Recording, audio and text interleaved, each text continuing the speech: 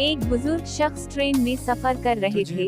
इत्तेफाकन डब्बा अभी खाली था। फिर 8 से 10 लड़के इस डब्बे में आए और बैठकर इन्होंने तफरीह करनी शुरू कर दी।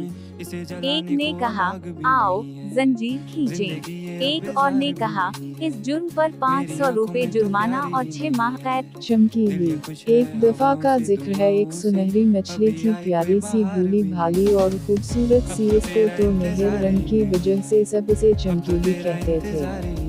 चमकीली एक बहुत बड़े ग्लास टैंक में रहती थी। सारा दिन वो पानी से भरे शीशे के टाइम में इधर उधर तैरती रहती और उमर हैरान और परेशान चमकते हुए दरख्त की तरफ बढ़ा।